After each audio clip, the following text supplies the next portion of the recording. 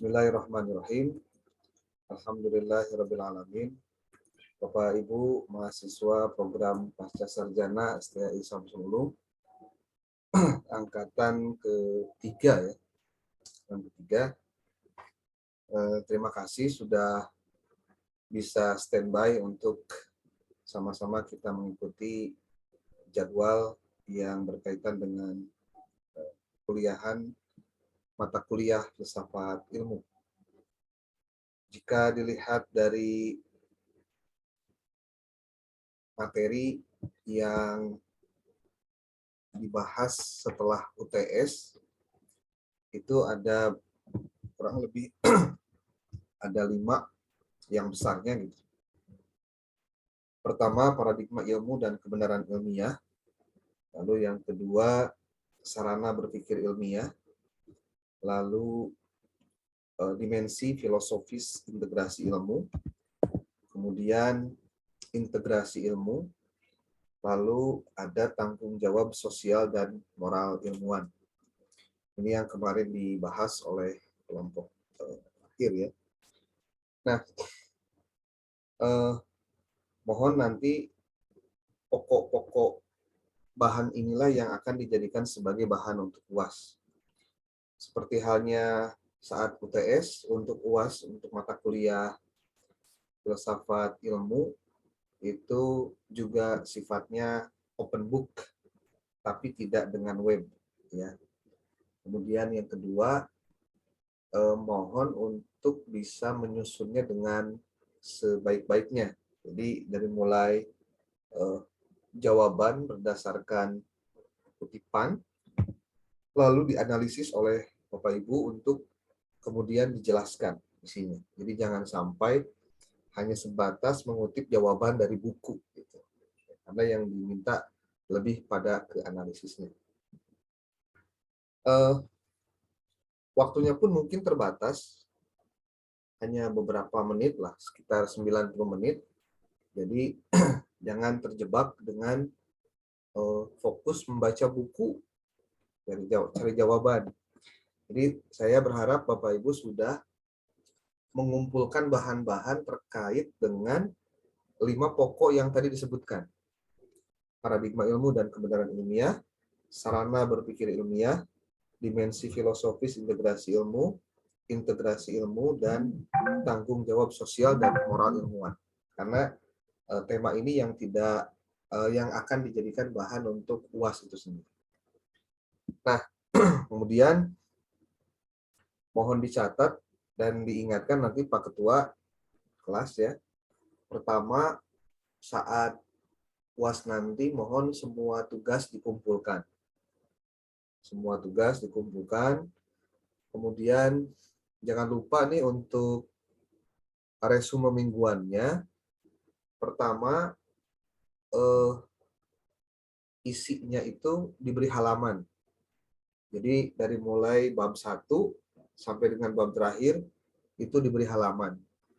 Lalu kedua, mohon untuk dibuatkan daftar isinya. Ya, daftar isi. Jadi tema ini halaman berapa sampai halaman berapa, tema ini halaman berapa sampai halaman berapa. Kemudian yang ketiga, tolong untuk membuat cover, ada daftar ada kata pengantarnya juga. Kemudian ada daftar pustaka di akhir tulisan resumenya. Lalu bagian terakhir saya minta Anda untuk membuat CV atau kurikulum vitae atau daftar riwayat hidup 1 lembar saja. Kalau bisa pakai foto biar kelihatan orangnya ini. Ya. Nah itu saja mungkin untuk pengantar segala tugas yang nanti dikumpulkan pada saat pelaksanaan UAS. Jadi nanti saya akan ambil soal UAS dan jawabannya itu pada saat setelah selesai kegiatan UAS itu sendiri.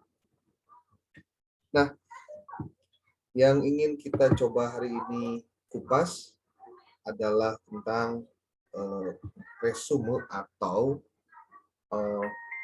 review materi dari pertemuan pertama sampai dengan pertemuan terakhir. mungkin sifatnya general. Saya mungkin paparan sekitar 30 menit. Nanti Bapak Ibu ingatkan kalau sudah lebih dari 30 menit ya. Kemudian yang kedua nanti silahkan untuk menyiapkan pertanyaan. Kalau misal sesama Anda bisa saling bertanya, nanti silahkan juga dijawab. Nanti mungkin saya pun coba untuk memberikan tambahan untuk jawaban-jawaban itu. Oke, pertama Bapak Ibu, nama mata kuliah ini adalah filsafat ilmu. Dalam bahasa Inggrisnya, The Philosophy of Science. Sengaja ini digarisbawahi, sebab kita sering mendengar istilah filsafat ilmu pengetahuan. Jadi ada filsafat ilmu, ada filsafat ilmu pengetahuan. Itu sebenarnya masalahnya terletak pada salah kaprah di dalam bahasa Indonesia itu sendiri. Seperti akan disinggung dalam penjelasan nanti, salah kaprah ini menjadi salah satu faktor mengapa filsafat ilmu sering disamakan dengan filsafat pengetahuan. Meskipun keduanya memang sangat erat berkaitan. Di dunia akademis, kita pun mengenal istilah filsafat pengetahuan. Jadi ada 3 ungkapan. Pertama, ada filsafat ilmu. Yang kedua, filsafat ilmu pengetahuan. Yang ketiga, ada filsafat pengetahuan. Nah, filsafat ilmu adalah padanan dalam bahasa Inggris, itu philosophy of science. Sedangkan filsafat pengetahuan adalah padanan dalam bahasa Inggrisnya, epistemologi. Kata epistemologi itu sendiri, itu berasal dari bahasa Yunani, episteme, yang artinya pengetahuan, dan logos, yang artinya ilmu atau teori. Nah, kata lain untuk epistemologi ini adalah gnoseologi. Gnoseologi. Gnoseologi. Yang dalam bahasa Yunani itu gnose artinya pengetahuan dan logos artinya ilmu. Nah, sedangkan filsafat ilmu pengetahuan adalah salah kaprahnya terjemahan dari philosophy of science. Nah, ini yang menjadi pengantar kita di awal-awal. Nah, pro kontra tentang penggunaan istilah filsafat ilmu, filsafat pengetahuan, filsafat ilmu pengetahuan ini terjadi sebetulnya di masa-masa awal berkembangnya filsafat ilmu itu sendiri. Kalau Anda baca bukunya Jujun Surya Sumantri, di awal-awal dia juga menjelaskan hal itu. Nah, bahkan lebih tepat, kata Surya Sumantri itu, istilah yang sesuai dengan kaidah bahasa Indonesia adalah kata filsafat ilmu. Menurut Jujun bahwa penggunaan istilah filsafat, penggunaan istilah filsafat ilmu pengetahuan itu tidak tepat. Kenapa? Karena pengetahuan adalah genus, sedangkan ilmu adalah spesies. Jadi dalam pohon pengetahuan itu ada, kalau Anda baca di buku Jujun Surya Sumantri itu, dia menggambarkan ada sebuah gambar yang isinya adalah pohon pengetahuan. Ya. Nah, oleh sebab itu, keduanya tidak dapat disejajarkan. Nah, sedangkan ilmu pengetahuan, sedangkan ilmu itu adalah pengetahuan yang didapat melalui proses tertentu yang dinamakan dengan metode keilmuan. Nah, dengan kata lain, ilmu adalah pengetahuan yang diperoleh dengan menerapkan metode keilmuan. Karena ilmu merupakan sebagian dari pengetahuan, yakni pengetahuan yang memiliki sifat-sifat tertentu, maka ilmu juga dapat disebut juga pengetahuan keilmuan. Jadi, padanan dari kata ilmu itu adalah pengetahuan keilmuan. Jadi, bukan ilmu pengetahuan. Nah, sementara tadi ada istilah epistemologi, itu berarti adalah teori pengetahuan. Ya.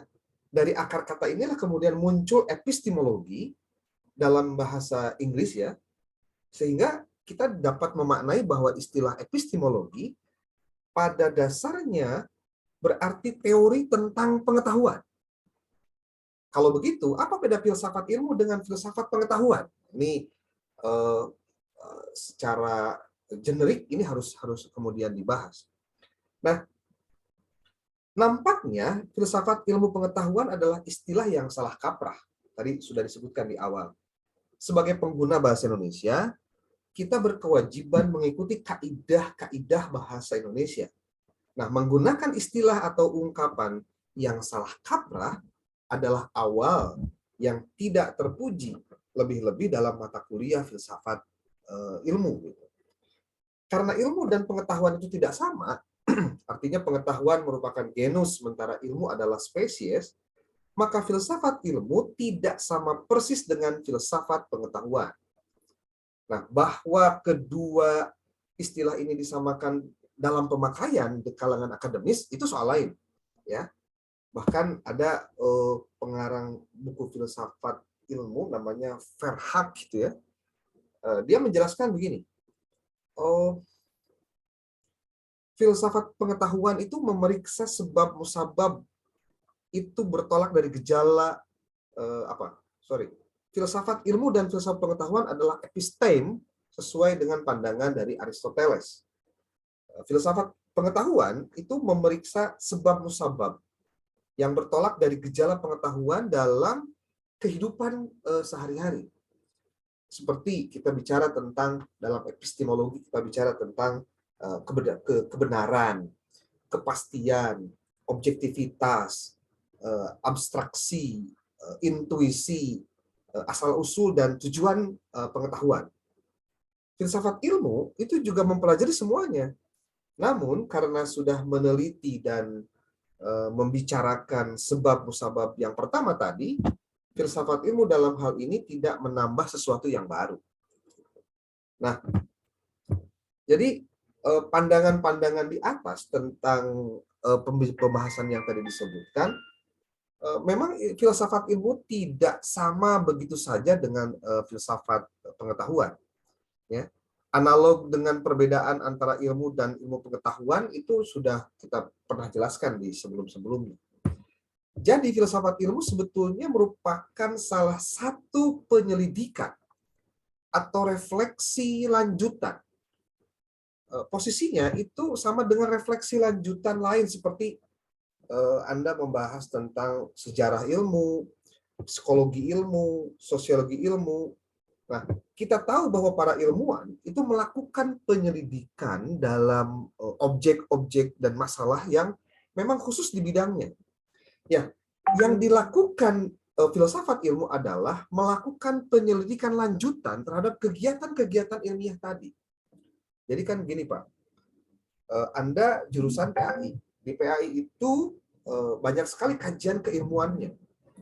Ada psikologinya, ada tafsirnya, ada lagi mungkin juga metode penelitiannya dan lain-lain.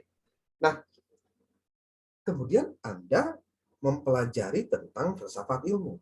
Terus di mana posisi filsafat ilmu dalam khasanah keilmuan Anda di magister? Ini kan juga harus dipahami dulu, Pak.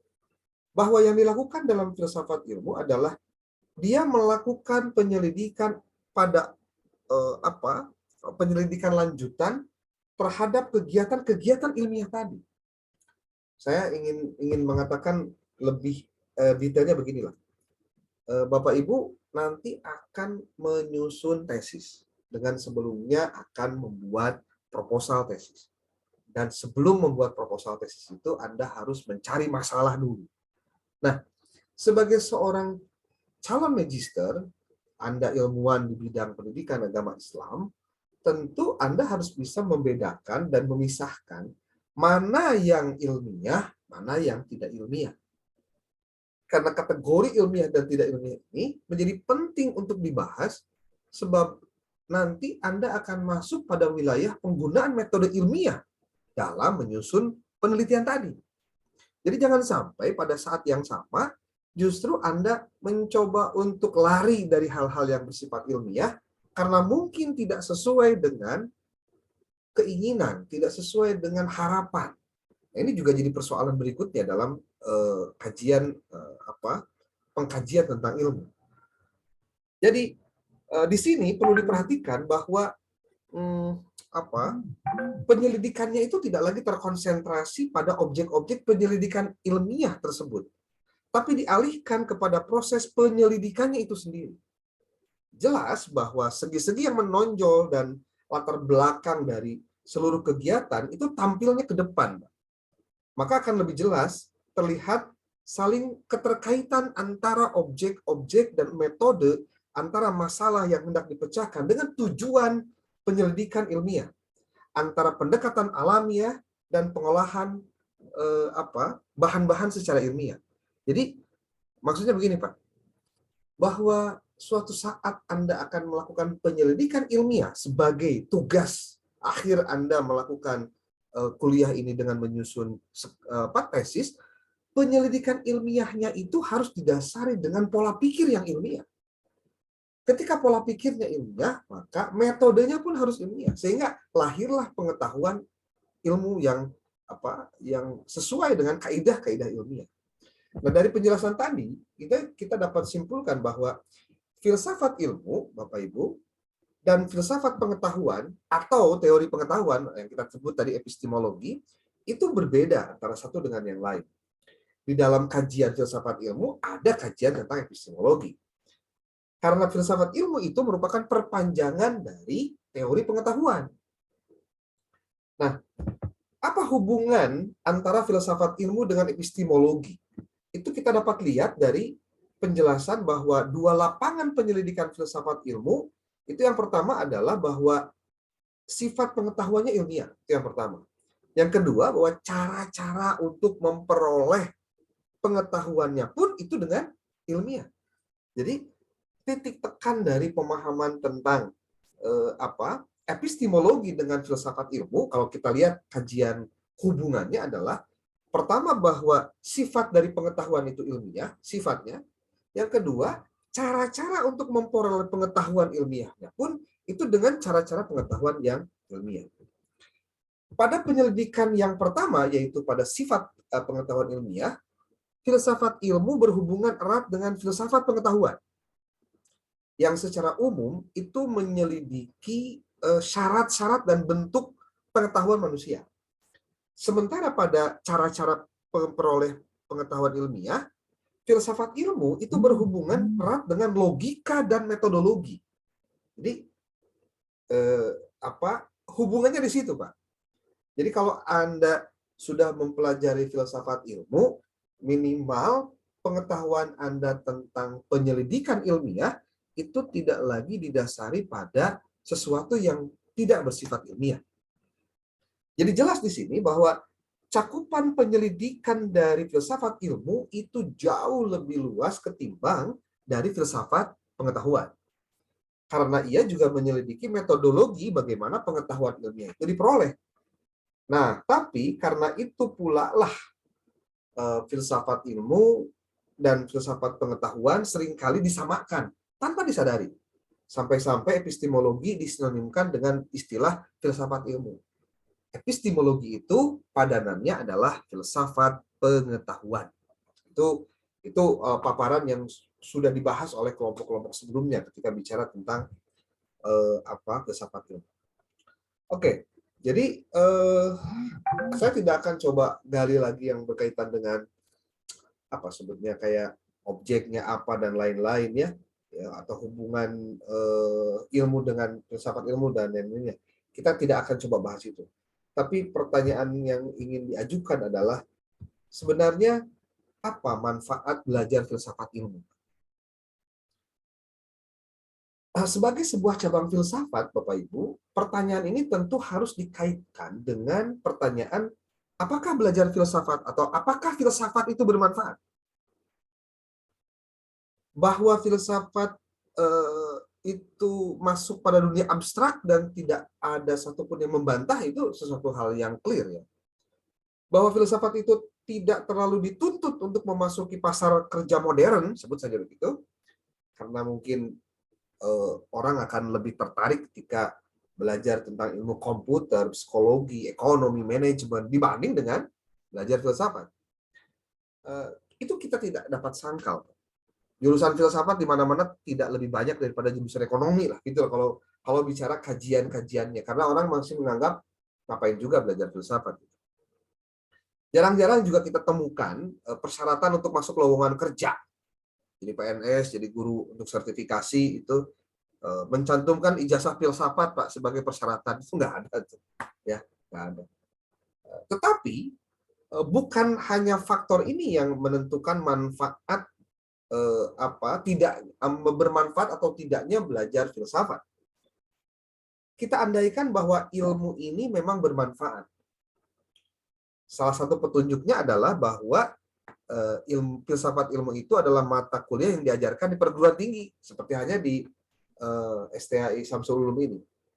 Sebab jika tidak ada gunanya, Pak, maka tidak akan diajarkan dan wajib diikuti oleh mahasiswa, kan gitu prinsipnya. Nah, perlu dicatat bahwa di negara-negara maju, Pak, filsafat ilmu itu sudah sangat maju dan dianggap sebagai salah satu cabang ilmu yang penting demi kemajuan ilmu itu sendiri. Kecenderungan ini, Pak, menjalar ke Indonesia juga.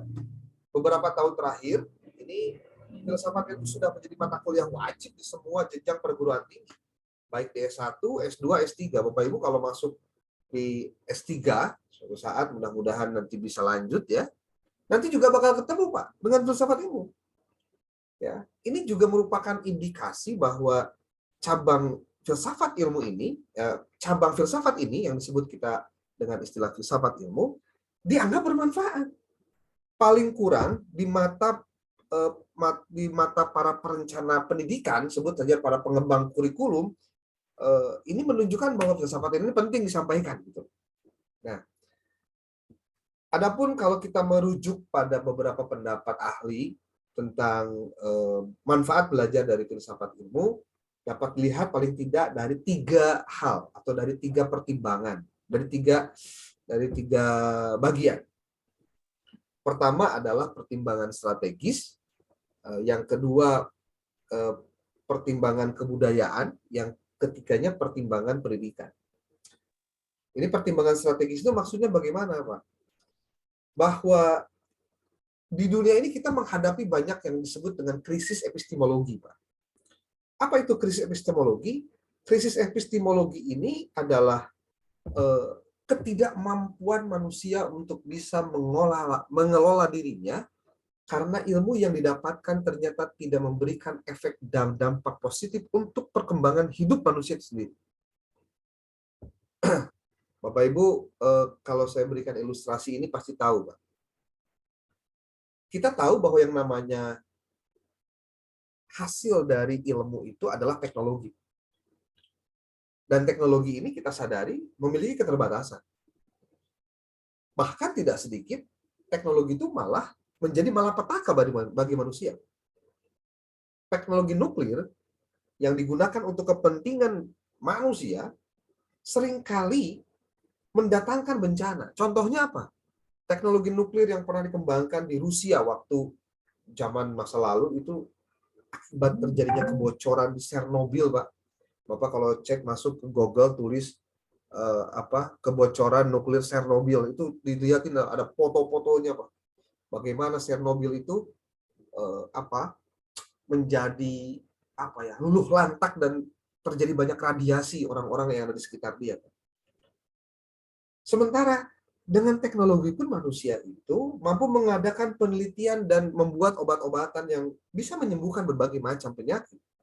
Tapi ketika salah pemakaian obat-obatan justru malah mendatangkan kesengsaraan dan masalah baru, Pak. Jadi ini yang disebut dengan krisis epistemologi. Bahwa kemajuan teknologi dalam biomedis contohnya, itu bisa memungkinkan manusia menciptakan fotokopi manusia. Yang kita sebut dengan istilah cloning, Pak. Ini sebetulnya kalau dibahas dalam konteks tanggung jawab moral dan sosial, ini menjadi sesuatu yang tidak dibahas di bukunya Jujun Surya Sumantri, Pak. Karena buku Jujun itu tahun 80-an, sementara untuk cloning itu tahun 2000-an, Pak. Jadi, Bapak Ibu, krisis epistemologi ini seringkali bahasa ininya memanifestasikan diri dalam berbagai bentuk, Pak. Bisa dalam bentuk dogmatisme totaliter, atau skeptisisme yang bersifat radikal, atau bahkan relativisme mutlak, Pak. Dan ini adalah dampak lain dari kegagalan dalam memahami ilmu dan teknologi karena terjadi krisis epistemologi, Pak. Nah, artinya semua ini, Pak, itu berkaitan pula dengan berbagai krisis kemasyarakatan yang lain. Krisis epistemologi ini tidak jarang menimbulkan berbagai pertentangan, rasa saling curiga, bahkan permusuhan di antara manusia itu sendiri, Pak. Amerika sama Cina itu hari ini, Pak, makin rame itu. Dan Indonesia itu negara yang mungkin bahasa saya itu kegencet, Pak. Ke Amerika nggak bisa lepas, ke Cina juga nggak bisa, mau gimana lagi, Pak? Ya. Ini membuktikan bahwa ilmu harus bisa membuktikan dirinya sebagai kekuatan yang sering disalahgunakan. Ini, Pak. Sehingga mendatangkan kesengsaraan umat manusia. Dalam hal itu, dalam hal mencegah itu, maka kita perlu mempelajari secara mendalam. Tentang apa? Pertama, hakikat. Yang kedua, tujuan. Yang ketiga, struktur ilmu. Sehingga kita dapat sehingga ilmu itu dapat dimanfaatkan sesuai dengan tujuan dan hakikatnya. Artinya, untuk mencapai tujuan tersebut, kita perlu mempelajari tentang filsafat ilmu. Itu dalam konteks pertimbangan strategis, Pak. Nah, yang kedua, ada yang disebut dengan pertimbangan pendidikan. Pertimbangan kebudayaan, Pak. Kalau pertimbangan kebudayaan, Bapak Ibu, kita akan lihat bahwa pengetahuan itu adalah salah satu unsur budaya, Pak. Salah satu unsur kebudayaan. Dia bersama-sama dengan unsur lain seperti teknologi, ekonomi, ataupun bahasa, seni, dan lain-lain, menjadi bagian yang tidak terpisahkan dalam kehidupan manusia. Nah, dengan ilmu, Bapak Ibu, manusia membudayakan diri. Dia membudayakan alam. Dia membudayakan masyarakat. Nah, perkembangan kebudayaan itu sering berjalan beriringan dengan perkembangan ilmu. Nah, Bapak Ibu pasti tahu, ada yang disebut dengan revolusi ilmu di Eropa. Dia merupakan dinamisator kelahiran dari kebudayaan modern. Ketika mereka mengenal filsafat dengan pengkajian yang mendalam, sehingga lahirlah berbagai macam jenis ilmu dari orang-orang karena mengkaji filsafat. Proses itu sendiri itu telah mempengaruhi, Pak, berbagai aspek kehidupan masyarakat, seperti keagamaan, moral, hukum, politik, kemasyarakatan. Bahkan, Pak, dulu ada istilah, kalau ingin ilmu berkembang, jauhkan ilmu dari agama. Artinya, terjadi proses sekularisme di situ. Jadi, agama yang bersifat private, ya sudah, simpan saja di gereja. Tapi ilmu itu bisa dikembangkan. Karena apa? Pemahamannya, ilmu telah mengalami kerusakan ketika bercampur dengan agama. Itu di Eropa dulu, Pak. Makanya ketika terjadinya perkembangan ilmu dan juga teknologi di Eropa sana, yang terjadi hari ini adalah dampaknya, ya tadi, Pak, krisis kebudayaan. Orang tidak lagi melihat yang namanya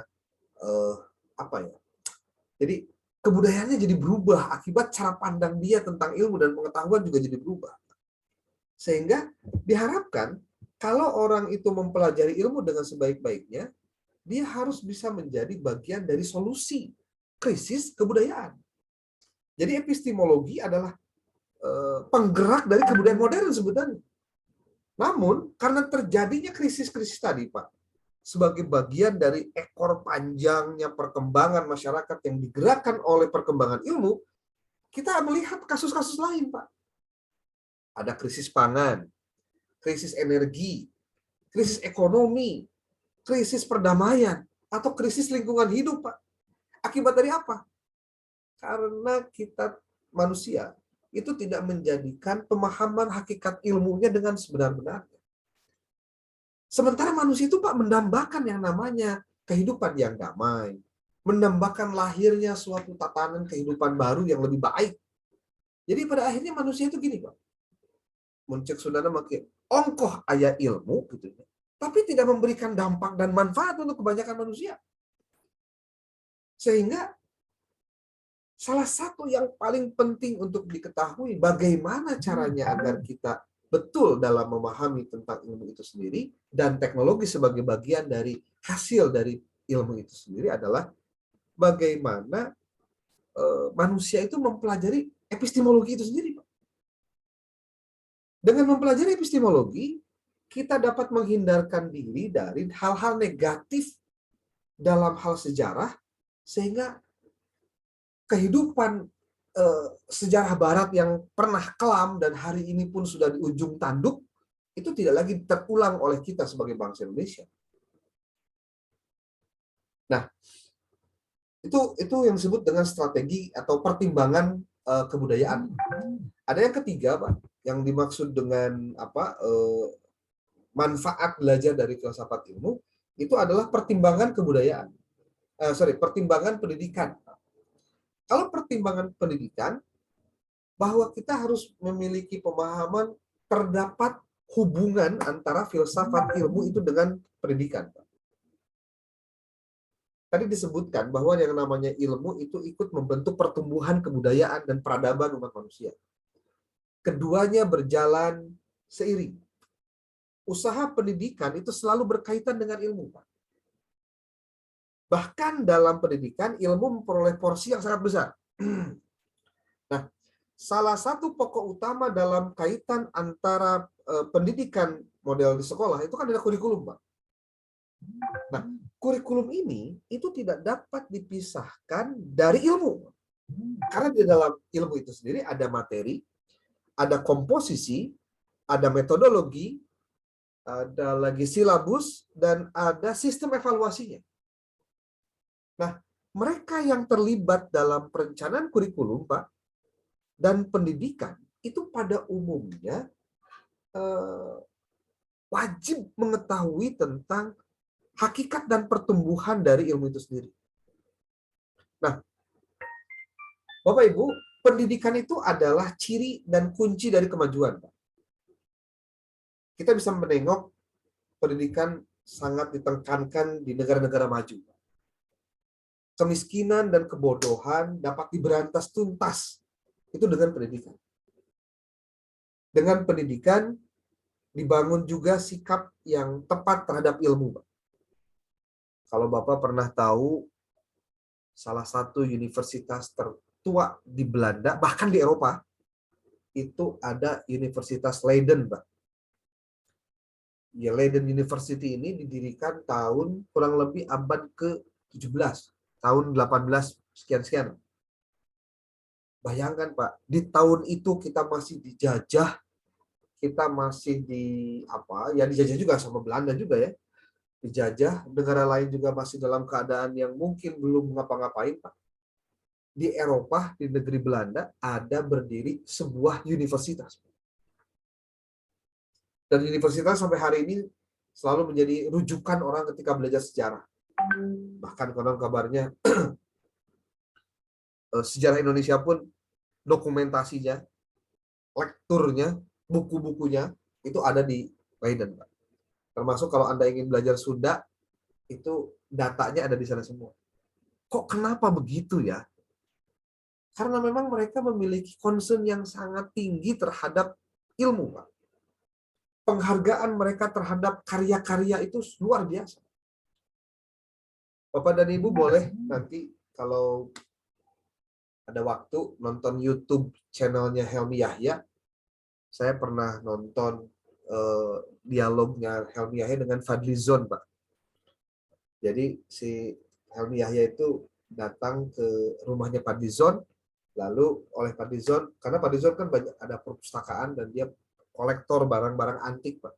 Salah satu koleksinya itu adalah sebuah buku, Pak. Bukan sebuah. Ada berapa ya? 5 buku tebal-tebal ditulis oleh orang Belanda yang berbicara tentang Pasundan, Pak. Parahyangan. Jadi dia mencatat semua pada waktu kejadian si buku itu ditulis, mencatat semuanya dan terekam dengan rapi. Jadi ya artinya kalau orang sudah berpikir maju tentang, dan ini dibantu dengan pendidikan, maka kemiskinan dan kebodohan itu bisa terantisipasi. Nah, Bapak Ibu, dengan pendidikan pun itu dibangun juga sikap yang tepat terhadap ilmu.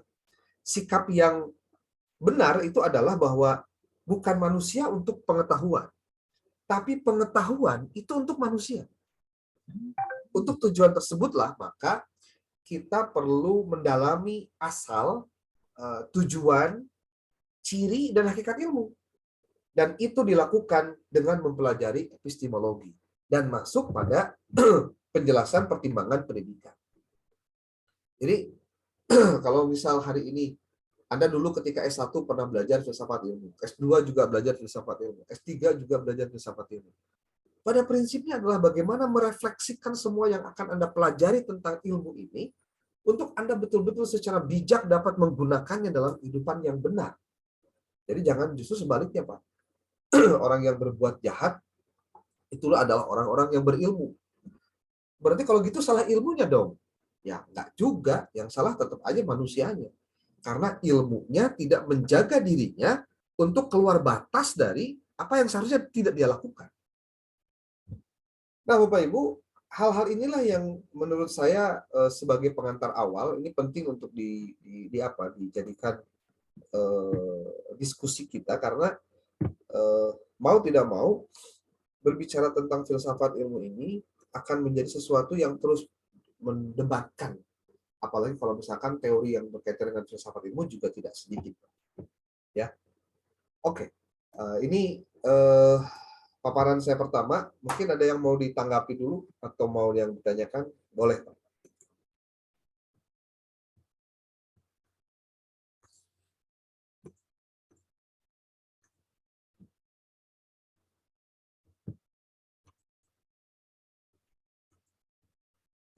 Ada? Assalamualaikum. Salam. Silakan, Pak. Saya Lewan. Ya. Terima kasih Pak Dokter sudah memberikan pencerahan.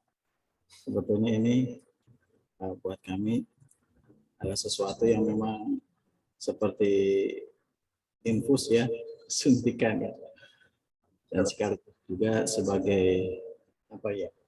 Kalau boleh dibilang pelecut, biar kamu betul-betul bisa memanfaatkan momen belajar filsafat itu untuk meningkatkan kualitas diri. Terima kasih sebelumnya Pak Dokter. Siap. Iya, berbicara tentang filsafat dan bahasan yang sudah boleh refleksi ke ini, review ke. Silakan, Pak. Silakan. Itu ada satu bahasan Pak Dokter dan rekan-rekan mahasiswa yang saya tertarik sekali. Bahkan di beberapa buku yang saya pernah baca itu ada beberapa buku yang konsen pembahasannya tentang multikultural ya. Pendidikan multikultural, pluralisme. Yang salah satu di antara yang dibahas dalam filsafat itu ada subbahasan yang judulnya itu integrasi filsafat ilmu dalam kehidupan, kalau tidak salah ya. Ya, kurang lebih seperti itu kalau tidak salah. Ada di sana catatan tentang kondisi di mana beberapa pemikir Islam resah dengan kondisi adanya dikotomi pendidikan. Tapi di sisi lain, status quo yang sekarang berkuasa itu seakan-akan seperti mengabaikan harapan daripada pemikir Islam itu. Meskipun sudah dijembatani dengan adanya madrasah yang mewakili ranah, maksudnya persentase ranah spiritualnya lebih tinggi, dikirnya gitu, kemudian pikirnya dibanding sekolah umum atau pesantren yang lebih menonjol dari aspek zikirnya tapi kurang pikirnya. Begitu istilah yang dipakai oleh di dalam buku yang saya baca itu. Ternyata pemerintah masih juga mempertahankan adanya Kementerian Pendidikan dan Kebudayaan dengan Kementerian Keagamaan, yang seakan-akan itu menjelma sebuah kekuatan yang dari kutub yang berbeda begitu. Bagaimana komentar khususnya dokter dan rekan-rekan dengan fenomena ini? Barangkali itu saja Pak Dokter. Ya. Terima kasih. Fokusnya mau di mana Pak? Mau di kementeriannya atau tentang dikotomi? Fenomenanya Pak.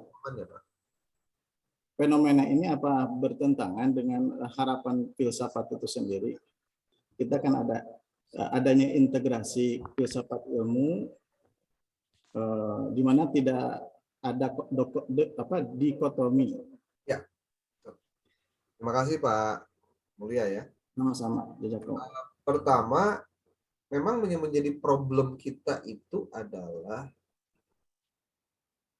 bagaimana memahamkan tentang ilmu itu sebetulnya satu, Pak. Kalau bahasa kita mah, tidak ada ilmu yang lebih baik dan tidak ada yang tidak lebih baik. Jadi, kan suka ada pandangan, tong diajar nuk itulah, naon sih. Bahkan kalau di beberapa kasus tertentu, maaf, sakingku orang itu dia menganggap ada salah satu pengetahuan ada salah satu dari cabang ilmu pengetahuan yang lebih penting, dia anggap yang lainnya tidak perlu untuk dipelajari. Itu kan bermula dari cara pandang yang sempit, kalau menurut saya Pak, cara pandang yang sempit. Saya sering mencontohkan begini, ini contoh saja, contoh yang mudah-mudahan ya kalau tidak relevan mohon maaf. Dalam berbagai diskusi, pertanyaan siapa sesungguhnya yang bertanggung jawab terhadap anak soleh di sekolah? Oh, itu mah kewajiban guru PAI atau kewajiban guru PKN. Ini kan aplikatif, Pak. Kalau kita ibaratkan guru-guru yang ada di madrasah atau di sekolah itu adalah cabang-cabang keilmuan karena dia mempelajari dan mengkaji ilmu tertentu. Ada yang matematika, pengkajiannya jadi guru matematika gitu. Kalau bahasa ada bahasa Indonesia, bahasa Inggris, bahasa Sunda. Kita ilustrasikan mereka adalah cabang-cabang ilmu. Maka ketika output dari pendidikan itu adalah bagaimana menghasilkan anak yang soleh, maka siapa yang bertanggung jawab? Maka jawabannya selalu diidentikan itu adalah kewajiban guru PAI. Kalau di madrasah, guru akidah akhlak, guru BK, atau guru PKN. Sepertinya tidak ada tanggung jawab untuk guru matematika, guru bahasa Inggris melahirkan anak yang soleh, Pak. Anak yang baik, anak yang bager, anak yang benar gitu. Itu aplikasi di lapangan, orang cara pandangnya sudah lain-lain, Pak. Seharusnya tanggung jawab untuk melahirkan itu sebagai bagian dari tujuan pendidikan, tanggung jawab bersama, tapi dengan model dan pendekatan yang lain. Artinya, Anda mengajar matematika sebagai guru matematika, Anda mewajibkan diri Anda untuk mengajarkan anak-anak menjadi anak yang soleh. Bukan begini, ada abdi mah kan tetiasa ngaji ge teu naon, da abdi mah guruna geus guru PAI. Itu. Jadi bisa ngaji jeung teu ngaji teh lain kan mata pelajaran yang diampuh. Mana umat Islam mesti penjelasan ngaji, gitu maksudnya. Itu saja sering menjadi bahan yang menjadi guyonan, tapi itu fakta. Silakan Bapak, kalau di sekolah-sekolah kayak di SMA apalagi ya, kalau di sekolah gitu, ketika ada guru fisika gitu, yuk kita belajar ngaji. Kan guru sigap kewajiban ngaji itu hanya untuk sebatas jadi guru agama. Jadi siga nanti nu mata asup ka surga pertama teh guru agama apa gitu. Sepertinya tidak ada memahami bahwa ya padanan ilmu yang lain pun sebetulnya bisa berkontribusi yang sama. Kalau ditarik ke akhir, ditarik ke awal akar masalahnya di mana? Ya akar masalahnya pada persoalan ketidakmampuan diri untuk memahami bahwa ilmu itu hakikatnya adalah berguna, Pak. Jadi kita tuh selalu mencoba untuk mendikotomikan itu karena preferensi kita terhadap ilmu tertentu, preferensi itu maksudnya pemilihan, Pak. Pemilihan kita terhadap keilmuan tertentu, itu jadi membatasi diri kita untuk tidak mau memahami tentang ilmu yang lain, Pak. Bahkan di era modern sekarang, saya ingin sampaikan kepada Bapak Ibu, justru yang bagus itu adalah ketika terjadi kolaborasi, Pak. Contoh begini, Pak. Di satu pihak, mata pelajaran PAI itu adalah mata pelajaran untuk menghasilkan siswa yang memiliki 3 hal. 1, keterampilan, 2, pengetahuan atau pemahaman, yang ketiga punya attitude. Ketika kondisi pandemik, kejadiannya harus daring. Ketika daring, harus menggunakan teknologi, seperti adanya laptop, internet, menggunakan media Zoom.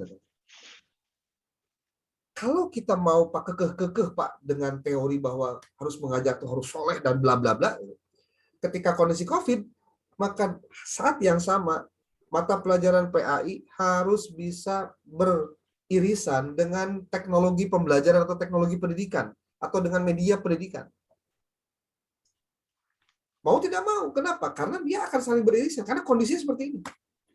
Berarti bagaimana pemanfaatan teknologi untuk mata pelajaran PAI di era pandemi itu menjadi sorotan yang menarik. Ulah kieu ada abdi mah ngajar PAI teu diajar Zoom meeting itu nanaon, bahkan nggak bisa begitu, Pak. Atau ketika berbicara tentang kenapa terjadi persoalan perundungan atau bullying di sekolah. Apakah Anda bisa hanya mengandalkan dari persoalan psikologis saja ketika ada anaknya yang bermasalah? No, Pak. Anda juga harus bertanya kepada guru bahasa. Penggunaan bahasa mana yang kira-kira tepat. Anda juga harus belajar tentang ke guru seni. Bagaimana mengasah rasanya siswa untuk bisa lebih memahami tentang sesuatu gitu, Pak. Jadi semua mata pelajaran, kalau bahasa mata pelajaran itu kita identikan dengan rumpun keilmuan gitu, maka sesungguhnya harmoni dari keseluruhan materi itu akan menjadi bagian penting dari usaha untuk meluluskan tujuan. Bukan malah mendikotomikan tertentu atau membuat terpisah dan terjadi bahasanya, lah itu mah terpenting. Itu Pak. Bapak Ibu kalau lihat hari ini lembaga-lembaga pendidikan, dan jangan lupa Pak, kita belum tambahkan dengan yang namanya disruption Pak, atau disrupsi. Kalau Bapak Ibu pernah mendengar istilah disrupsi Pak. Disrupsi itu menghancurkan karena ada inovasi, tapi berdampak juga adanya kompetisi yang tidak terlihat. Saya pernah memberikan ilustrasi kepada Bapak Ibu, Nokia dengan Kodak itu sebagai produsen besar yang di dunia, itu dia harus kalah dalam proses bisnis itu oleh sesuatu yang tidak terlihat, Pak. Dan dia tidak melakukan apapun tapi kalah, Pak. Itu disrupsi, Pak. Karena dia tidak mau berkolaborasi dengan Android, Pak. kalau untuk kasus kasus Nokia, Pak. Sementara orang itu ya sudah penggunanya masif, ya sudah kalah, Pak. Termasuk BlackBerry, Pak. Bapak Ibu yang pernah ada zaman di mana pernah pakai BlackBerry pasti tahu, Pak. Wah, booming tuh waktu itu. Tapi sekarang udah nggak ada, Pak. Kalaupun ada jumlahnya kecil banget. Terjadinya kolaborasi itu penting, Pak. Mau tidak mau.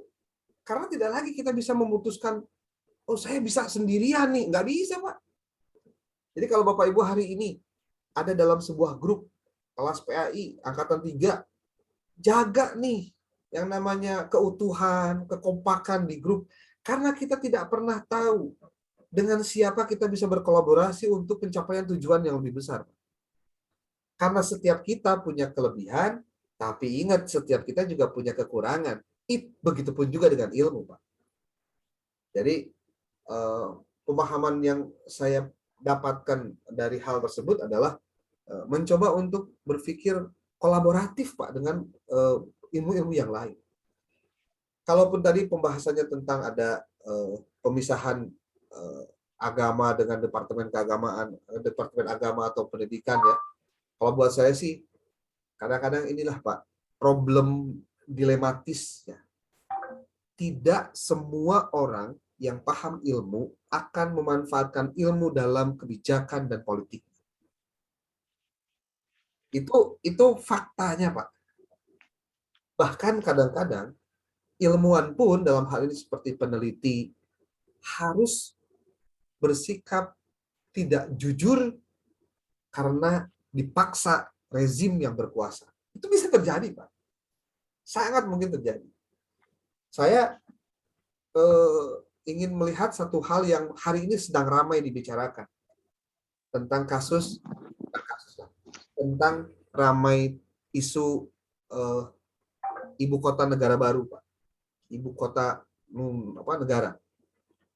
Anda bisa lihat berbagai macam analisis dari sisi lingkungan, geologi, dan lain-lainnya. Itu hasilnya merekomendasikan bahwa lokasi itu tidak layak. Tapi pertanyaannya, kenapa tempatnya mana di situ? Kan itu menimbulkan masalah. Apa mereka nggak tahu bahwa ini yang ngomong itu lembaga qualified loh. Mereka melakukan penelitiannya tuh luar biasa. Tapi kenapa nggak dipakai? Ya, itu kan pertanyaannya menjadi menarik, Pak.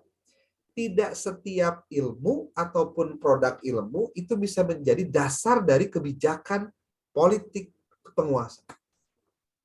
Makanya penguasa yang baik adalah by data, by analysis.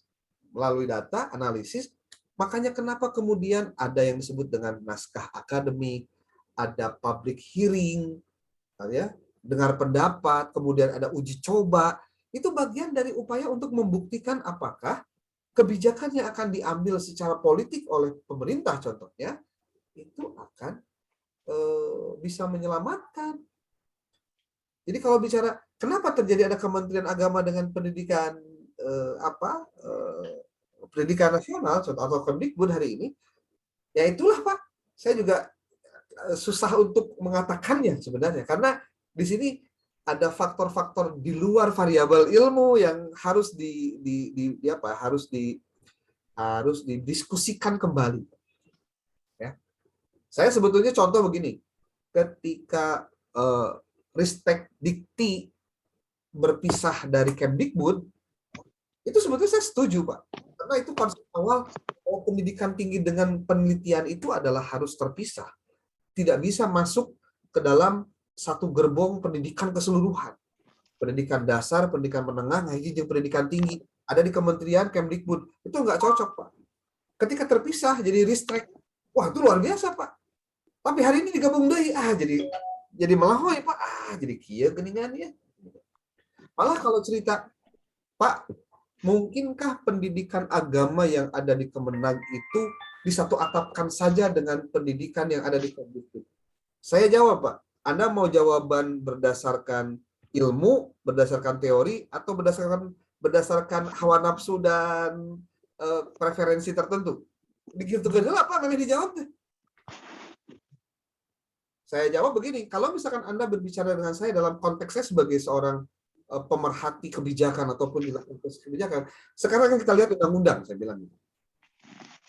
Di undang-undang itu yang namanya pendidikan itu tidak terkotak-kotakan satu, Pak.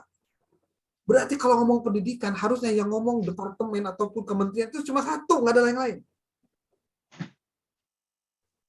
Mau pendidikan agama, mau pendidikan apapun, itu di satu kementerian pendidikan. Berarti kalau begitu pendidikan Islam itu menjadi bagian dari pendidikan nasional dong. Yes, emang begitu konsepnya. Gimana sih?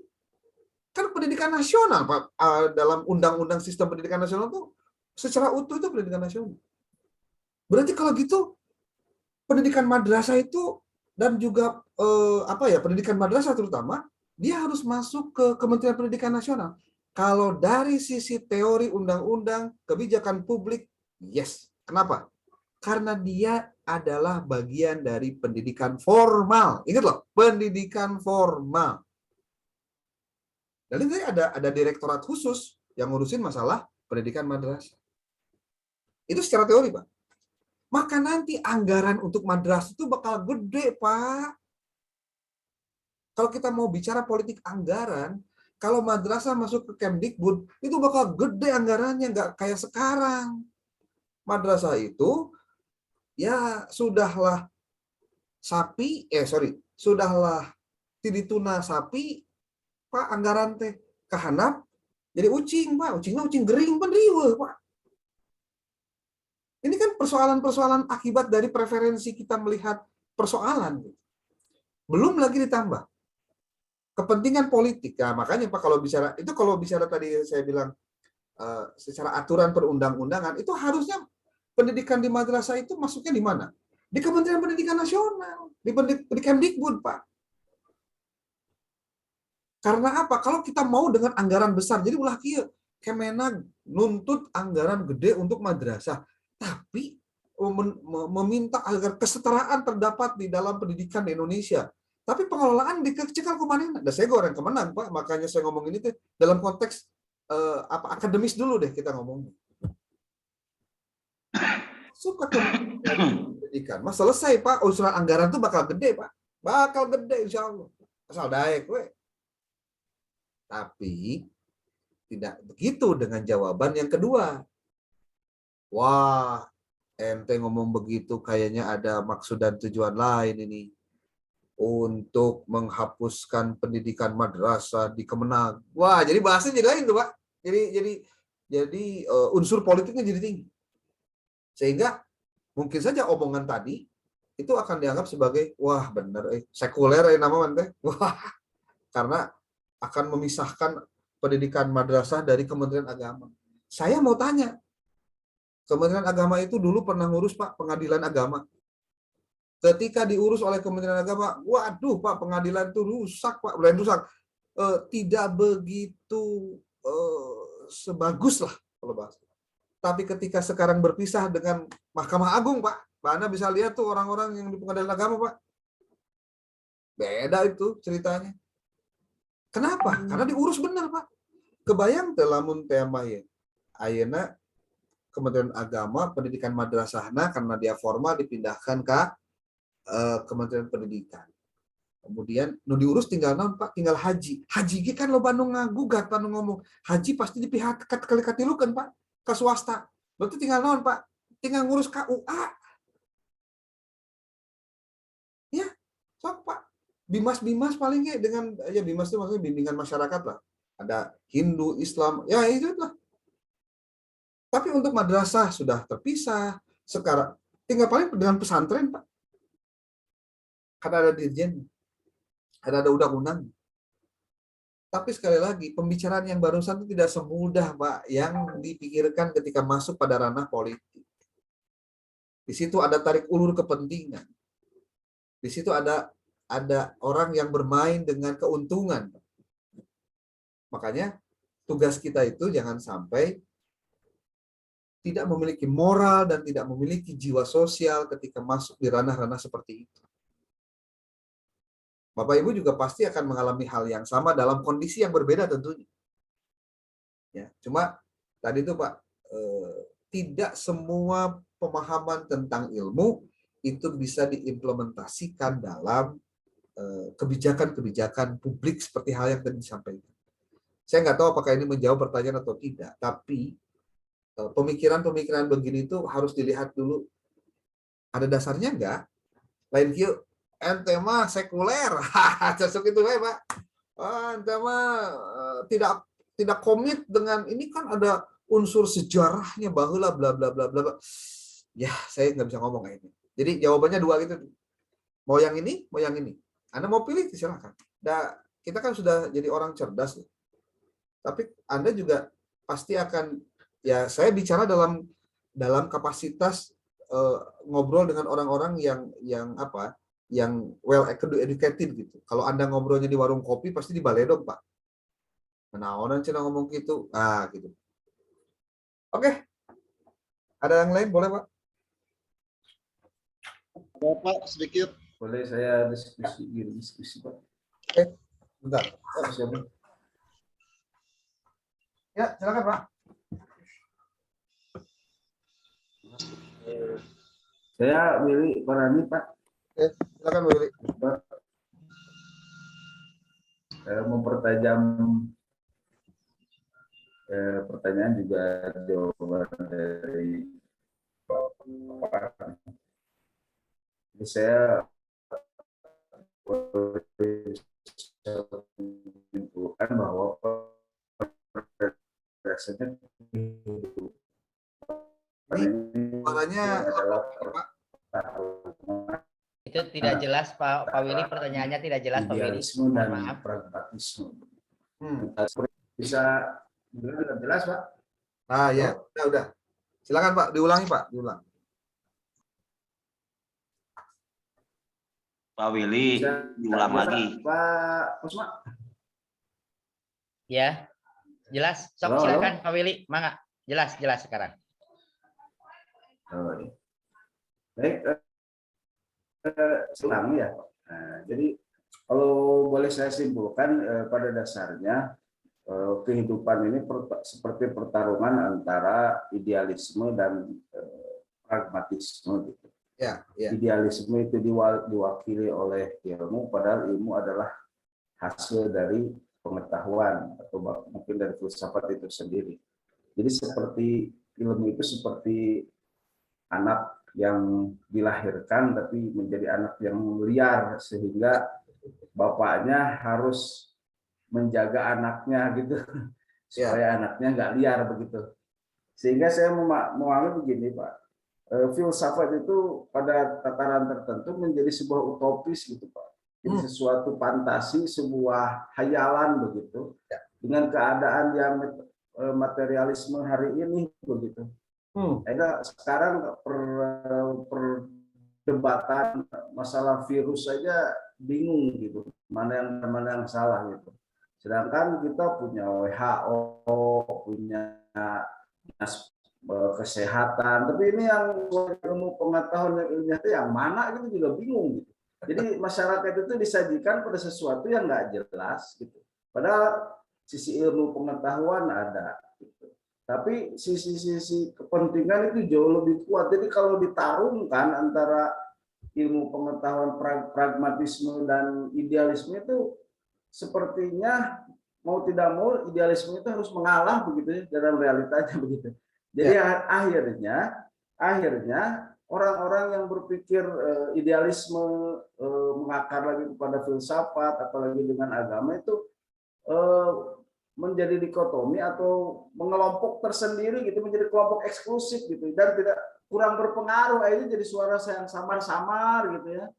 Kalau di pojok-pojok ruangan sana ngomong sini, kritik situ, kritik sini, tapi nggak didengar dan kebijakan gitu-gitu aja gitu Pak. Jadi mungkin ini pesimistis saya dengan keadaan sekarang dan masa depan. Apakah filsafat ini masih kuat itu menjaga ilmu pengetahuan sehingga marwah ilmu pengetahuan menjaga dan mensejahterakan manusia itu akan terwujud begitu. Ya. Mungkin Pak, terima kasih Pak. Terima kasih Pak Willy.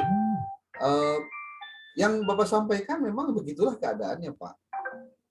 Maka keberadaan ilmu itu sebenarnya adalah balancing terhadap apa yang diambil untuk dilakukan oleh manusia. Kalau dia bukan menjadi penyeimbang, maka nanti kalau bahasa si Irman Sidin itu Pak, jangan sampai ilmu itu bersekutu dengan kekuasaan untuk dilakukan pembenaran. Kalau itu sudah terjadi, itu yang disebut dengan pelacuran intelektual Pak. Makanya kenapa kemudian pemikiran-pemikiran filosofis ini dirasa penting atau menjadi menarik sebenarnya, itu kalau ya saya ingin memberikan sebuah ilustrasi saja kepada Anda semua.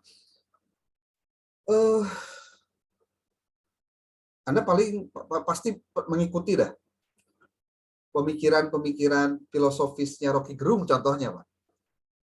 Itu kan kalau ngomong kayak gimana gitu. Tapi sebenarnya memang ya itu kajian keilmuan yang begitu Pak. Bagi orang-orang yang tidak suka, ada nggak yang nggak suka? Ada, Pak. Siapa? Mereka yang terganggu kesenangannya. Mereka yang terganggu kekuasaannya. Mereka yang terganggu kebijakannya. Oh, terganggu, Pak, dengan pemikiran-pemikiran begitu. Tetapi sekali lagi, secara objektif harus dikatakan bahwa disinilah ilmuwan memiliki tanggung jawab moral dan sosial itu, Pak.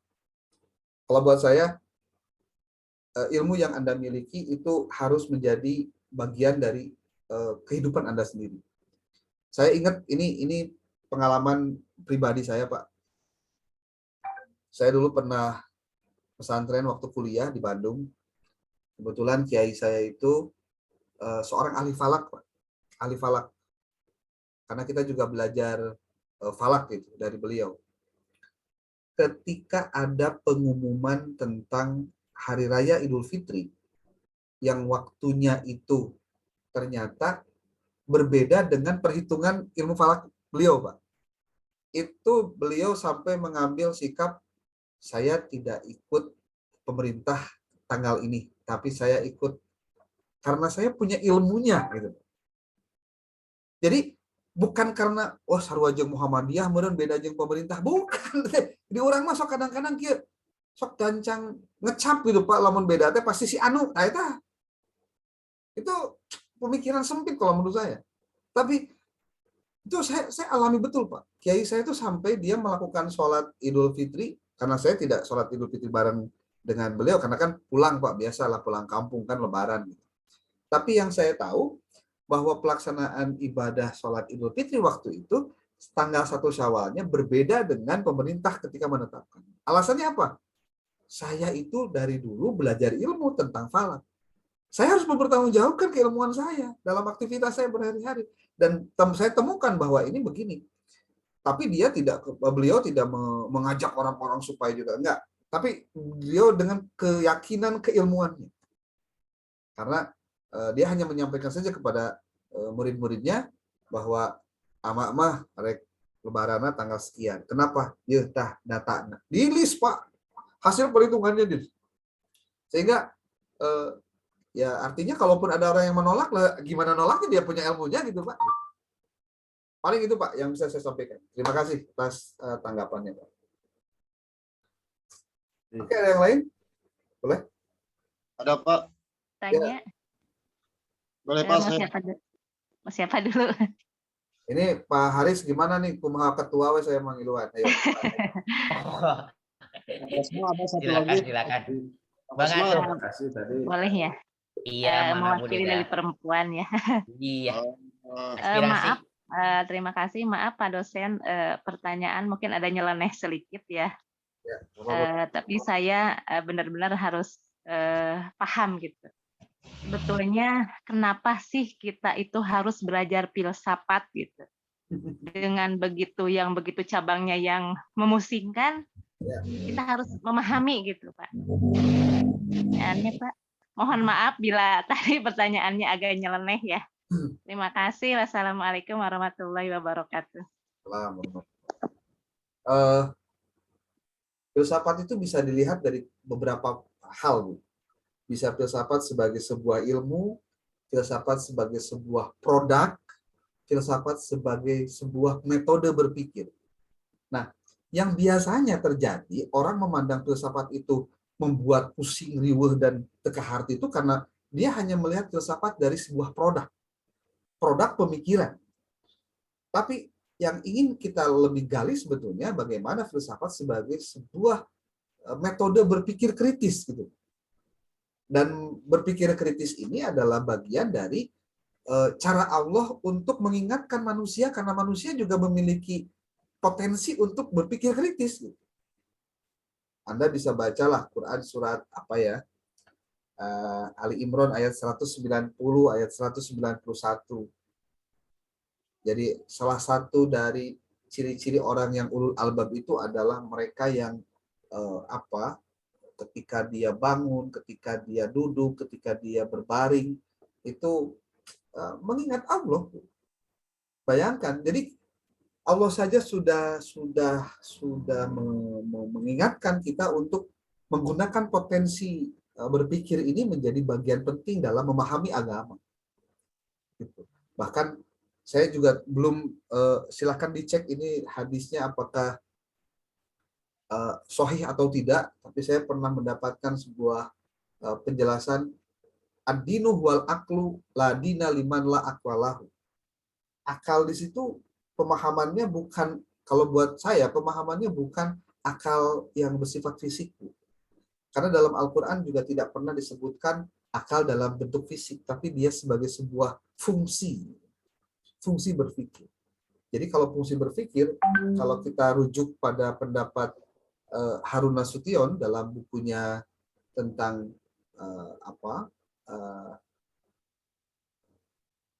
wahyu dan akal dalam Islam, itu penjelasannya adalah akal itu adalah kondisi pada saat otak dengan hati itu berpadu untuk menghasilkan kesimpulan-kesimpulan dengan ditunjang panca indera yang dimiliki.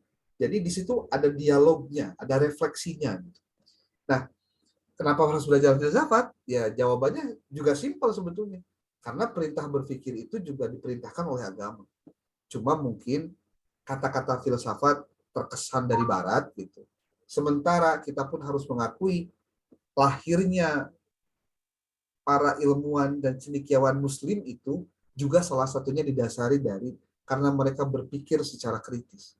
Dan ketika mereka juga mengkaji ilmu-ilmu yang didapat dari translate dari Yunani, maka disebut ada istilah Helenisme. Itu jawaban singkat saja, Bu. Kalau Bapak Ibu ingin mendapatkan jawaban rincinya, boleh deh dibuka lagi buku filsafat umumnya karangan Ahmad Tafsir. Di situ ada penjelasan. Ya, terima kasih Pak Dosen. Ya. Silakan Pak Jakarsi. Ya, terima kasih Pak Kosma. Pak Dokter, terima kasih. Ini Pak, ya. Ketika kita masuk ke tataran filsafat, walaupun baru sedikit, nah bagi saya mungkin masih terlalu jauh untuk mengetahui bagaimana ilmu filsafat tersebut.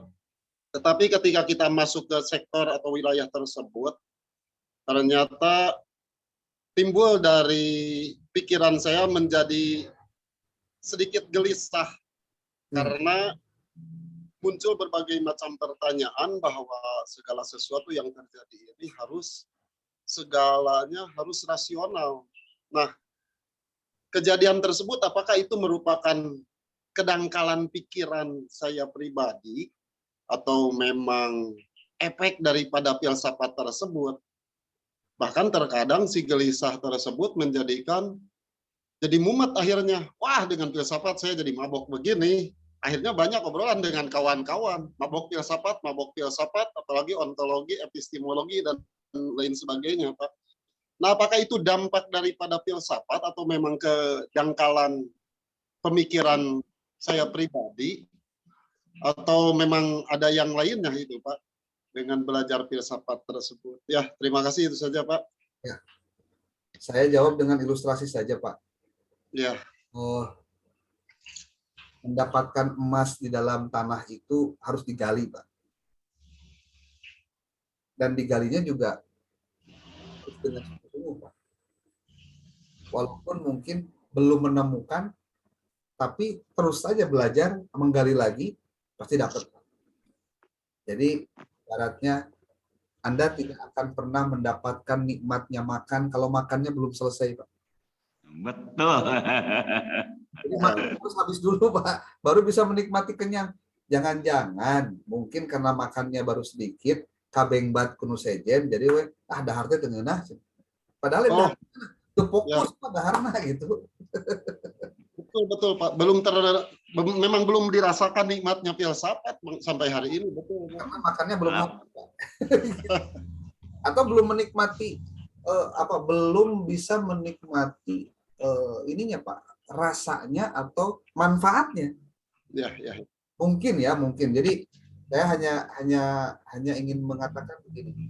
Bagaimana caranya bisa merasakan nikmatnya filsafat? ya cobalah sedikit banyaknya apa yang dipelajari diaplikasikan. Contoh kecil Pak, kalau Anda ada di lingkungan pendidikan ya, coba Anda cek. Di lembaga pendidikan itu pasti ada yang namanya visi, Pak. Ya. Kalau Anda bicara visi hanya sebatas asal nempel, ameh gagah lamun diakreditasi, ya salah.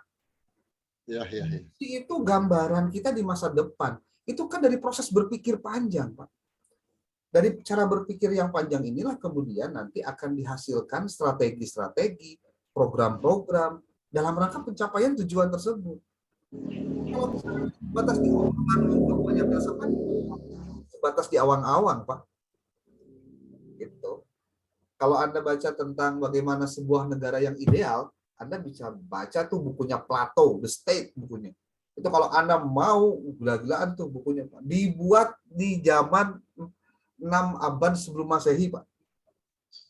Nabi Isa can lahir ngeujian buku The State. Dia berpikir tentang bagaimana negara ini kuduna kumaha.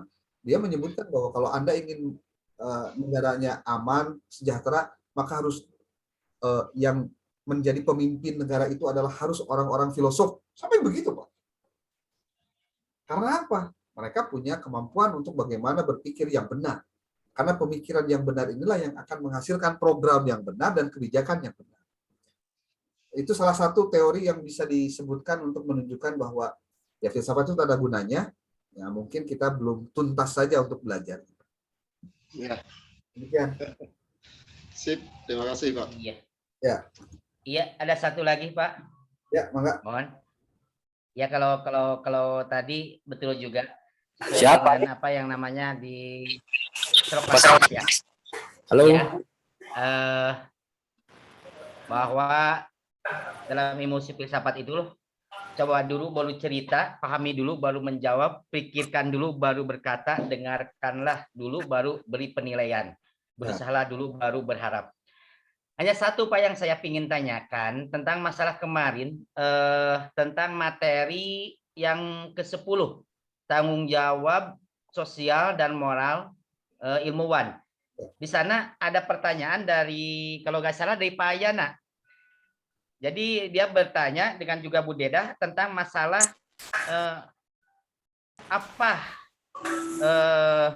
mengapa orang disebut ilmuwan. Kalau kita jabarkan bahwa ilmuwan itu, kalau saya bilang bahwa adalah seseorang yang menemukan sesuatu yang berguna bagi umat manusia. Pak Yana bertanya lagi, kalau begitu yang menemukan bala-bala juga adalah ilmuwan gitu. Nah di sini saya ingin tahu ya, yang dinamakan ilmuwan menurut pandangan filsafat umum itu. Jadi menurut filsafat ilmu yang disebut dengan ilmuwan itu apa? Dan kriterianya gimana gitu. Makasih Pak. Siap. Mudahnya begini Pak. Mudahnya begini. Siapakah ilmuwan itu? Prinsipnya ilmuwan adalah mereka yang bergelut dengan dunia ilmu. Nah, Anda itu adalah ilmuwan. Jadi kalau ditanya, Pak, apakah mahasiswa itu yang nanti jadi magister itu ilmuwan? Ilmuwan, Pak. Percaya deh. Jadi jangan sampai punya pikiran bahwa Anda yang hari ini lagi kuliah itu bukan ilmuwan. Ilmuwan, Pak. Karena memang Anda mengkaji ilmu. Apakah harus menemukan sesuatu? Kalau menemukan, apa itu bagian peneliti, Pak namanya. Memang rata-ratanya ilmuwan itu ada yang jadi peneliti. Ketika mereka menghasilkan sesuatu, berarti mereka sudah pada puncak keilmuannya memberikan sesuatu kontribusi yang berharga untuk manusia. Gitu. Tapi kemudian kalau ditanya apakah semua yang disebut ilmuwan itu siapa? Mereka yang bergerak dalam dunia ilmu itu semuanya ilmuwan. Jadi jangan dianggap bukan ilmuwan. Termasuk mahasiswa yang sedang magister itu ilmuwan. S1 pun Pak, saya menyebutnya dia calon-calon ilmuwan. Minimal ayat kata calon saja luar biasa Pak. Berarti memberikan penghargaan terhadap proses penggalian dia tentang ilmu. Karena kita tidak pernah tahu Pak, ke depan dia mau jadi apa. Makanya proses menghargai ilmu itu adalah bagian dari proses yang sesungguhnya dari menggali ilmu itu sendiri. Jadi saya ingin mengatakan tidak semua yang menjadi orang yang menemukan sesuatu itu adalah harus disebut ilmuwan, termasuk bala-bala ilmuwan contohnya. Ya bolehlah, tapi kan bisa jadi Pak, penemu donat itu juga sebetulnya bukan masalah ilmuwan, tapi karena ya trial and error Pak.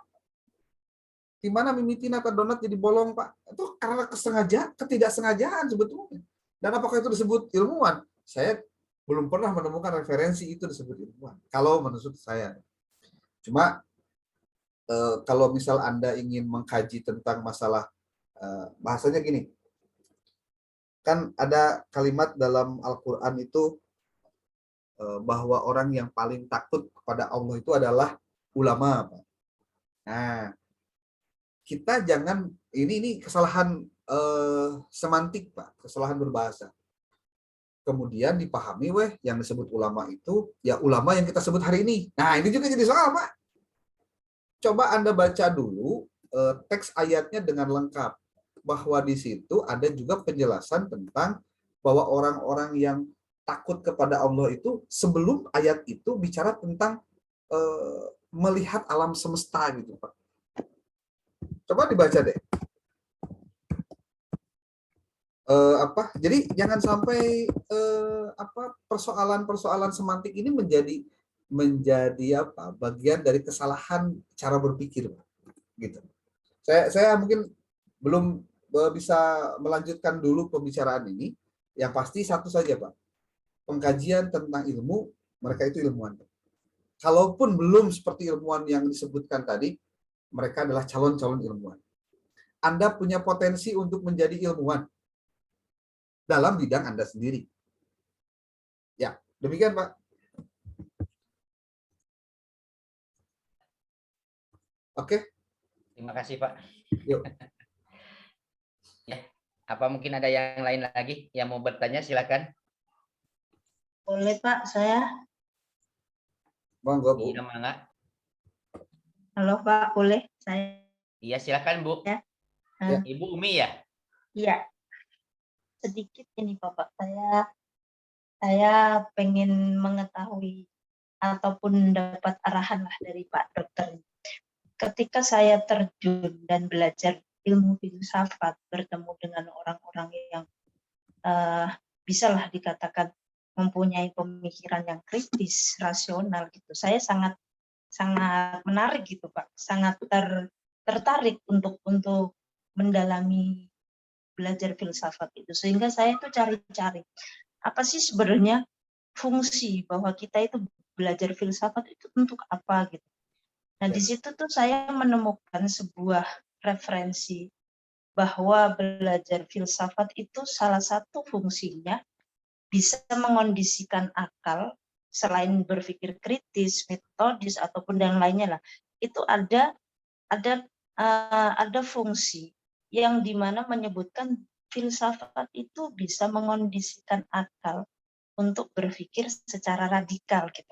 Nah, di situ saya semakin bingung ya, apa sih maksud dari kata-kata secara radikal? Kalau kita pahami kan radikal itu keras ya, meskipun asli dari katanya itu dia mempunyai arti bisa jadi ide atau suatu gagasan, tinggal kita lihat konteks atau latar belakangnya. Nah, di situ maksudnya itu bagaimana Pak?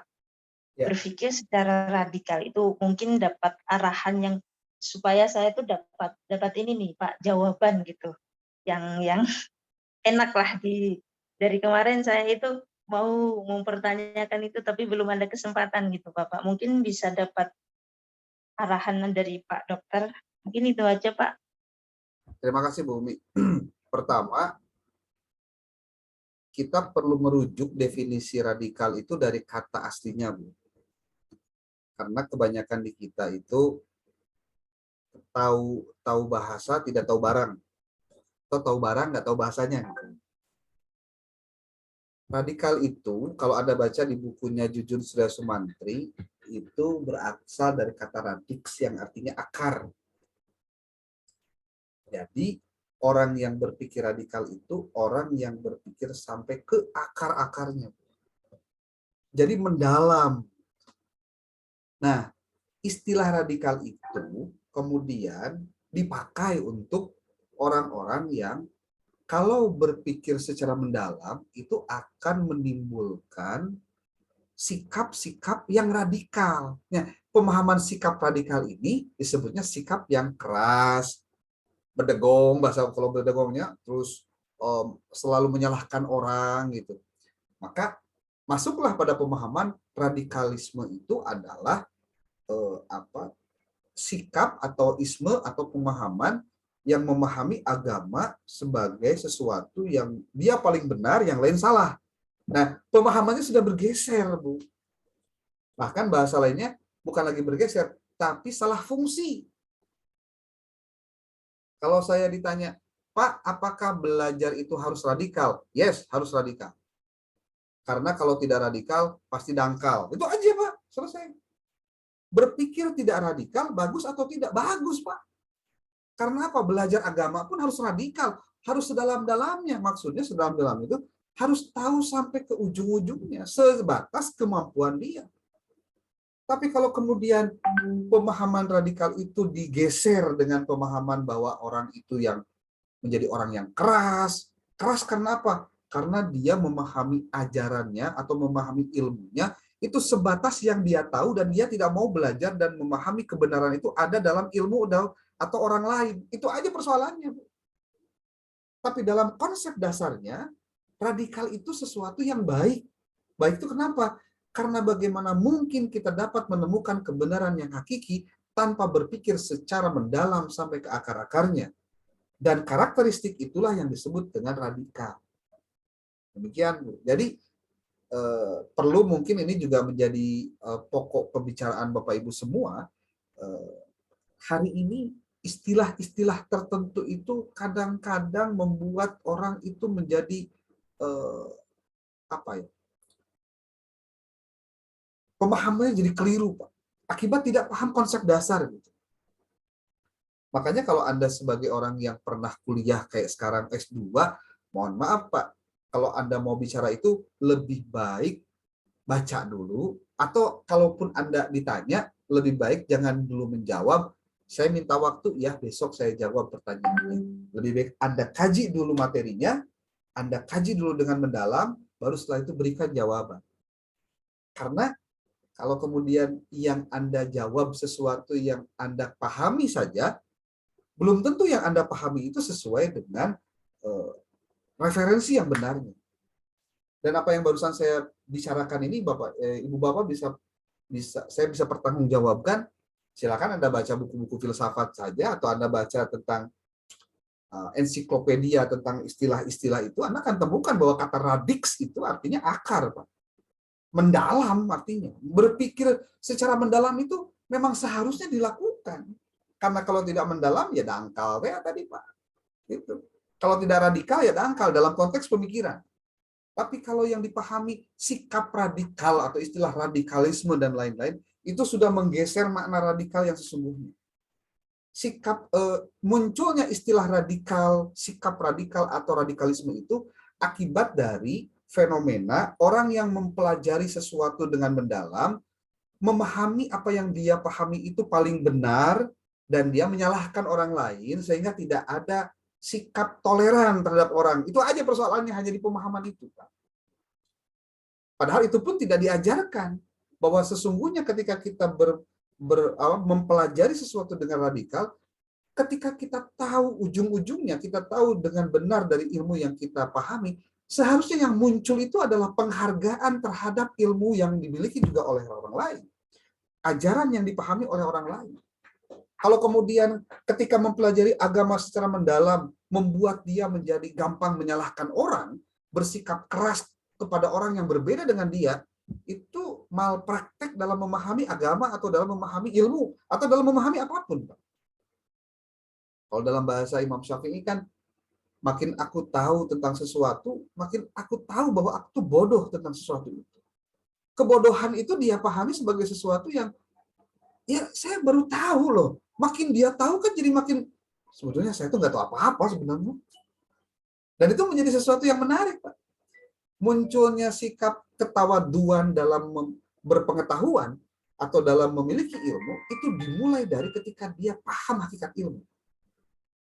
Demikian Bu Umi, mudah-mudahan tidak menjawab pertanyaan ya. Baik, terima kasih Bapak. Ya, silakan. Gimana Bu, Pak? Tuh. Salam. Ya. Ya, sebentar Pak Dokter, izin bertanya Pak Dokter. Oh, silakan Pak. Siapa ini? Dengan Pak Yana Pak. Oh, Pak Yana. Monggo Pak. Izin sedikit Pak Dokter. Tapi ini mohon maaf, ini hanya sebatas pengamatan di lapangannya Pak ya. Ketika kita berada di sebuah lingkungan, apa yang tadi Bapak katakan, kita semua adalah calon atau ilmuwan semua gitu, karena memang didukung dengan dasar pendidikan yang formal. Nah, pertanyaan saya ini, ketika dia sudah dikatakan ilmuwan, lantas dalam aplikasi kehidupan sehari-hari tidak sesuai apa yang dia telaah, apa yang dia gali sampai ke akar-akarnya tadi sesuai dengan ilmu filsafat itu. Jadi realisasi dalam kehidupannya itu tidak ada Pak. Ini hanya sebatas pengamatan saya. Terkadang ada seperti itu gitu. Ya seperti contoh begini, ketika saya dihadapkan dengan atasan itu memang atasan saya misalkan orang ilmuwan juga, karena memang dia menempuh dunia pendidikan yang tinggi juga. Lantas kebijakan-kebijakannya itu tidak mewakili dengan otak kiri dan otak kanan kita itu berbeda, Pak. Pertanyaan saya, apakah gugur nggak dengan keilmuan mereka itu? Atasan saya umpama contoh ini mah. Itu saja Pak, barangkali Pak pertanyaannya. Hasil analisis saya gitu Pak. Ini sesuai dengan di di lapangan gitu. Ya. Jadi tidak sesuai dengan apa yang dia bicarakan atau tidak sesuai apa yang dia gali ketika dia itu mencari ilmu. Oke. Ya, itu saja Pak. Terima kasih. Oke Pak. Pak dimatikan dulu Pak ini Pak suaranya. Nah, pertama, saya ingin sampaikan bahwa tidak mudah memahami sebuah kebijakan, apalagi yang datangnya dari siapapun lah, pimpinan mau pejabat siapapun. Kalau tadi pengalaman Pak Yana bertemu dengan orang yang katanya dia mendapatkan pendidikan tinggi, yang harusnya dia juga ilmuwan, katanya sebut, tapi ternyata dalam realitasnya ternyata tidak seperti itu. Nah, pertama, pahami oleh kita bahwa segala sesuatu itu yang namanya kebijakan terkadang tidak harus memenuhi 100% orang sesuai dengan ekspektasinya atau sesuai dengan keinginannya. Bahwa ada orang yang tidak sepakat itu biasa. Pertanyaannya adalah bagaimana kita bisa mengukur sebuah kebijakan atau pendapat itu objektif atau tidak, benar atau tidak. Kalau bagi saya, diuji saja pernyataannya, diuji saja kebijakannya, apakah itu ada dasar ilmiahnya atau tidak.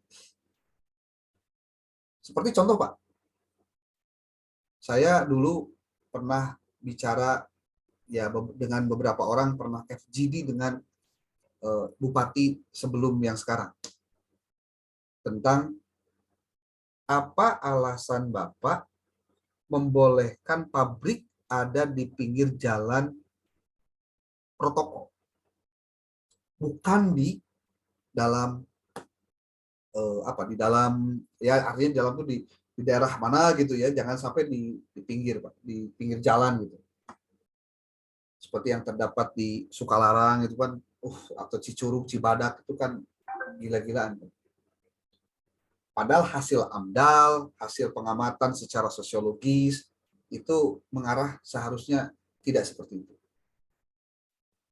Jawabannya ketika saya tanya, dia bilang bukan tidak tahu persoalannya, hanya karena investor yang mau nyimpen duit, bikin pabrik, itu punya syarat.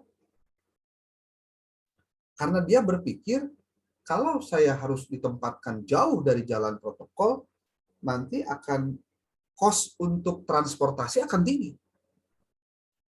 Sehingga jangankan bikin pabriknya, cost untuk pemberangkatannya pun jadi repot. Untuk distribusi barang dan lain-lain. Nah, waktu itu si Bupati bilang bahwa saya lebih mengedepankan aspek masyarakat yang sekarang belum bisa mendapatkan pekerjaan daripada terjadi banyak kriminal gara-gara tidak mendapatkan pekerjaan, maka dia mengakses keberadaan pabrik di jalan protokol. Sebuah kebijakan yang sulit diambil karena dengan berbagai resiko-resiko. Pasti Anda akan berpikir, kalau gitu berarti dia pro terhadap pengusaha dong, bukan kepada masyarakat.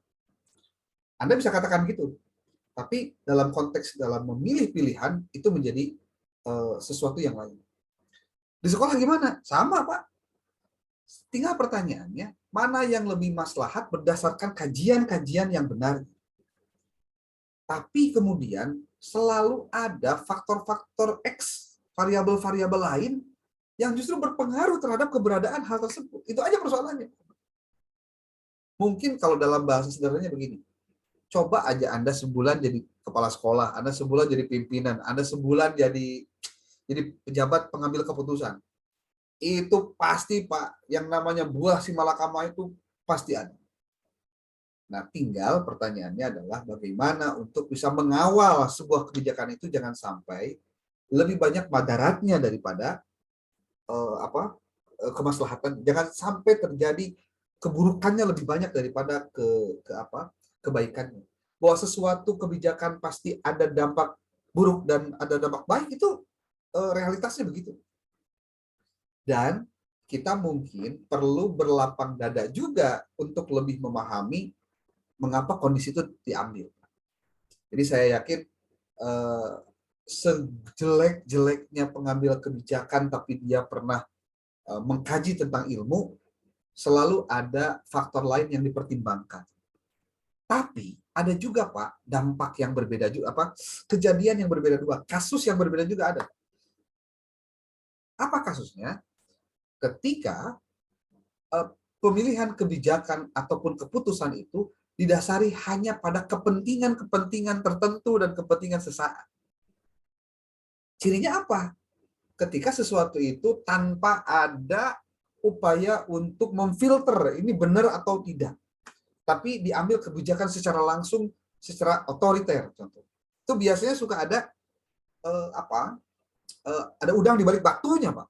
Biasanya. Makanya perlu diperhatikan sebuah kebijakan itu ditinjau dari berbagai aspek juga, termasuk sisi maslahat dan madaratnya. Demikian Pak Yana, mudah-mudahan tidak menjawab pertanyaan ya. Siap, terima kasih Pak. Terima kasih. Atur nuhun atas pencerahannya. Oke, Bapak Ibu, sekarang sudah pukul 21.46 ini, khawatir terlalu malam. Ya, terima kasih juga sudah Bapak Ibu bersama-sama saya dalam satu semester ini kita bisa berinteraksi dengan Anda semua. Saya ucapkan selamat. Kemudian jangan lupa tugas-tugasnya juga dikerjakan. Dan al-ujroh di kodril masyakoh. Jadi kalau Anda ingin mendapatkan yang maksimal, ya masyakohnya juga harus maksimal, Pak. Jadi effortnya juga harus maksimal.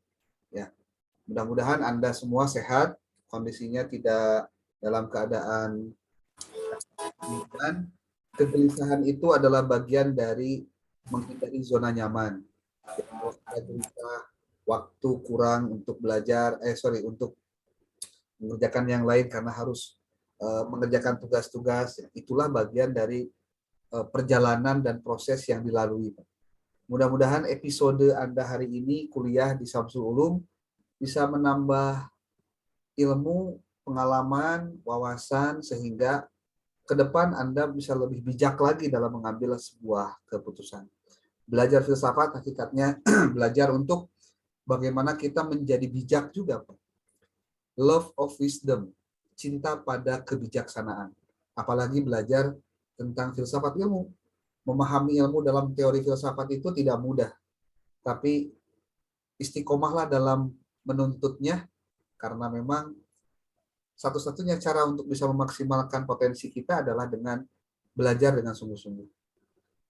Demikian yang bisa disampaikan. Mohon maaf apabila banyak kekurangan dalam penyampaian materi dan lain-lainnya. Mohon dibantu Pak Haris untuk absensi hari ini. Dan absensi hari ini absensi terakhir. Yes. Jadi, mohon nanti dikirimkan filenya juga ke saya. Demikian. Billahi taufiq wal hidayah. Wallahul muwaffiq ila aqwamit thoriq. Assalamualaikum warahmatullahi wabarakatuh. Waalaikumsalam. Waalaikumsalam. Warahmatullahi wabarakatuh.